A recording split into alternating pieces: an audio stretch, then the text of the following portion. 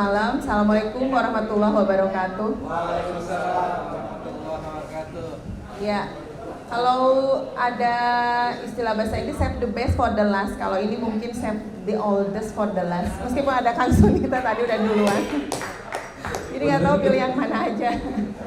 Saya tadi disapa Kang Dede, katanya Bu Ida kalau di kafe kelihatannya beda, katanya nggak kayak di kampus gitu. Mudah-mudahan kelihatan lebih muda. Sebenarnya saya ingin menyampaikan sesuatu yang lebih casual malam ini, tapi dari tadi ternyata saya juga baru tahu Dimas ide dari School of Rock ini apa. Ya mungkin karena waktu juga tidak panjang, mungkin ada beberapa ide atau beberapa pemikiran atau diskusi casual yang mungkin nanti ada manfaatnya bisa saya share di sini. Saya rasanya kenal hampir dengan semuanya. Di sini ada Akang, ada Teteh. Terima kasih sudah diberi kesempatan untuk berbicara. Tapi mungkin ada yang belum kenal, saya Ida Nuramdani. Saya dulu di ospeknya sama Kang Gun. Dibilang kacung dulu. Jahat. Ya, jadi saya angkatan 96, kemudian dari kimia tekstil, lalu mengabdi di kampus sejak tahun 2002 atau 2001 akhir. Kemudian rasanya selama perjalanan hidup ini banyak sekali saya ada dalam situasi blessing in disguise. Jadi dalam keadaan tidak menyenangkan ternyata ada hal-hal yang baik yang saya peroleh, dan diantaranya adalah jadi mahasiswa tekstil waktu itu. Jadinya akibatnya saya dapat jodoh misalnya gitu. Terus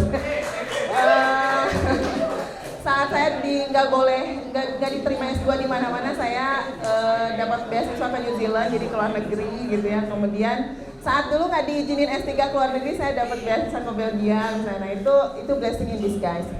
Nah, mungkin saya punya 3 hal, saya nggak akan panjang-panjang, tapi karena idenya itu adalah ide-ide yang bisa di-share untuk dikolaborasikan, mungkin saya punya 3 cerita, yang mungkin cerita pendek yang mungkin ingin saya sampaikan. Yang pertama, bulan Desember yang lalu saya diundang oleh Puslitbang Polri untuk bicara mengenai seragam Polri. Jadi Polri se-Indonesia itu seragamnya harus seperti apa, dan saya karena direkam mungkin saya harus agak ini, tapi nanti kita bisa ngobrol. Yang intinya sebetulnya ingin saya sampaikan, kalau pasukan Cicadas ini bersatu padu, ada banyak potensi yang bisa kita kembangkan di sana. Jadi, ya, jadi Puslitbang Polri ini ternyata sangat aktif melakukan riset, tetapi tidak ada satupun ahli tekstil yang terlibat, ahli psikologi, ahli sosial dan seperti itu, sehingga hasil riset mereka itu tidak terlalu applicable dengan yang terjadi. Dan ada problem dengan pemilihan material kapas yang selalu mereka pahami sebagai bahan terbaik gitu ya. Tetapi sesungguhnya saya sampaikan saat itu US Police, US Army itu membuat bahan dari polyester dengan struktur knitting yang memberikan kenyamanan dan aspek fungsi yang cukup bagus gitu, dan itu sudah distandarkan. Nah, jadi ini ada peluang yang terbuka mungkin untuk industri fiber kita kan polyesternya bisa self sufficient. Kalau katun kita nggak bisa ya, kalau katun kita harus selalu impor. Kalau pemerintah harus memenuhi TKDN ya Dimas, itu susah mau dapat dari katun. Saya lihat TKDN-nya industri polyester itu hampir 100%, sehingga ini jadi potensi. Tetapi butuh support dari ahli-ahli tekstil di sini. Itu yang pertama. Yang kedua mungkin saya ingin sedikit pamer tentang satu teknologi yang mungkin sudah dikenal teman-teman, tetapi barangkali belum dipikir applicable atau bisa dikerjakan. Jadi tahun lalu kebetulan saya dapat funding sama Pak Wid juga untuk membuat merancang bangun mesin pencelupan tanpa air. Jadi kalau didengar sudah lama mungkin ya mesin pencelupan tanpa air, karena ini sudah ada sejak 2010 orang Jerman yang menemukan, tetapi secara industri belum terlalu bisa disosialisasikan. Nah, idenya kebetulan riset ini dapat juara 1 di BPS DMI Kementerian kemarin. Tapi baru BPS-nya hadiahnya nggak banyak-banyak Kak Wid. Nah, Jadi mencelup tanpa air itu bukan sebuah ide yang tidak mungkin. Kita sudah kemarin membuat, kalau ada kapan-kapan teman-teman main ke kampus, ayo kita lihat gitu seperti apa prosesnya atau seperti apa realnya mencelup tanpa air. Tetapi menggunakan metode atau media superkritik karbon dioksida. Jadi karbon dioksida superkritik digunakan sebagai medium untuk mencelup, kemudian dia bisa di-recover untuk digunakan kembali. Tentu tidak ada limbah air, tidak ada zat kimia yang berlebihan. Masalah air tidak ada, air limbah juga tidak ada. Nah ini jadi satu ide yang mungkin bisa diambil untuk bidang-bidang industri atau tekstil yang skalanya tidak terlalu besar. Yang sekarang tidak terlalu besar mungkin jadi peluang gitu. Ini yang kedua. Yang terakhir, yang ketiga, saya juga ingin sedikit sharing karena dari tadi teman-teman bicara mengenai ini sebenarnya topik spontan saja di luar dari yang saya rencanakan ya karena melihat situasi. Yang ketiga mungkin sedikit karena teman-teman banyak yang punya concern dengan sustainability. Salah satunya orang menganggap sustainable process itu dengan menggunakan zat warna alam. Kita sering sudah banyak membuat riset-riset dengan zat warna alam, tetapi yang teman-teman mungkin perlu tahu juga sekarang ini kita sudah mengembangkan zat warna alam berukuran nano. Jadi kalau sekarang teman-teman nyelup pakai zat warna alam biasanya selalu pudar oleh sinar matahari atau luntur, dicuci dan sebagainya. Dengan zat warna alam yang berukuran nano, jadi nano dyes ini salah satu problem yang bisa teratasi itu adalah tahan lentur yang bisa diperbaiki gitu. Nah ini kita juga di kampus sebetulnya sudah mulai mengembangkan. Saya sudah punya ada 3 atau 4 mahasiswa di S2, di prodi S2 yang lulus dengan penelitian seperti itu. Nah ini barangkali bisa jadi ide-ide yang mungkin bisa dikembangkan lebih brilian oleh teman-teman di luar, karena kalau di kampus kita kadang terbatas ya, jadi idenya ada, kemudian tapi kalau Dimas tadi istilahnya monetisasi dan sebenarnya kita tidak terlalu banyak berpikir tentang hal tersebut gitu. Nah ini mungkin bagian dari sharing lah, sharing ide atau informasi yang mungkin belum sampai radarnya ke teman-teman di alumni bahwa kita bisa mengembangkan ini dan itu seperti itu. You are all welcome gitu untuk kita bisa berdiskusi lebih lanjut dan mengembangkan kolaborasi yang lebih bermanfaat untuk semua.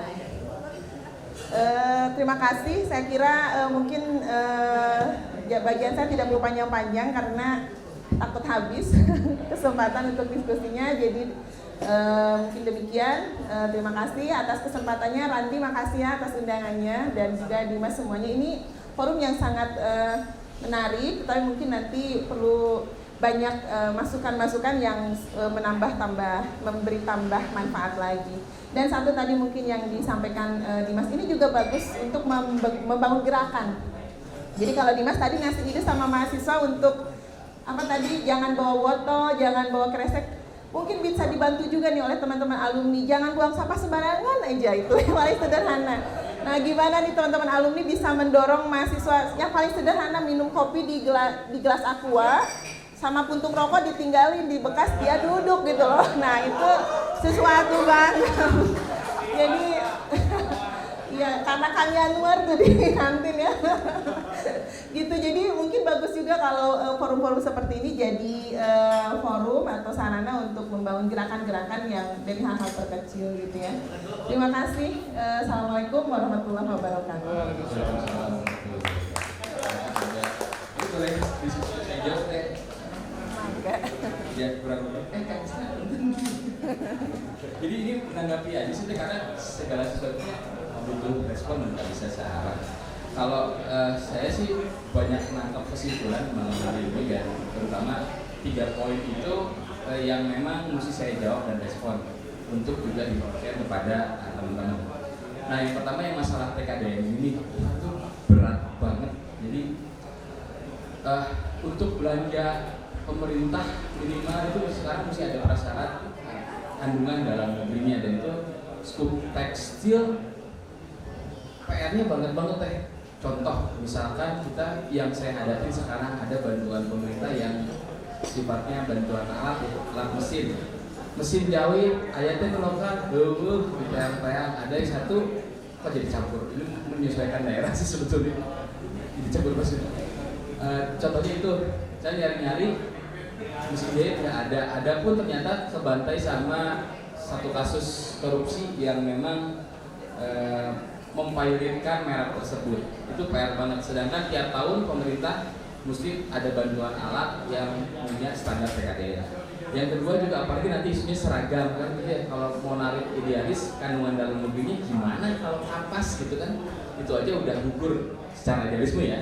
Tapi mungkin didowngrade-kan dan sebagaimana solusinya itu jadi tanggung jawab pemerintah.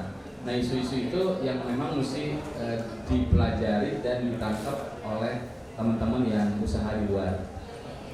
Poin kedua yang tanpa air itu ya, mungkin kalau tanpa air saya nggak bisa detail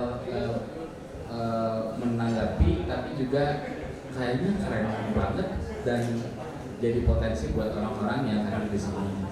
Bisa dihubungi TIDA-nya mau seperti apa, kalau itu misalkan bisa dimonetizekan ataupun jadi minimal jadi prototype program. Dan awalnya dari kawal canda di muka buat ini teknologi tekstil kan memang keren banget.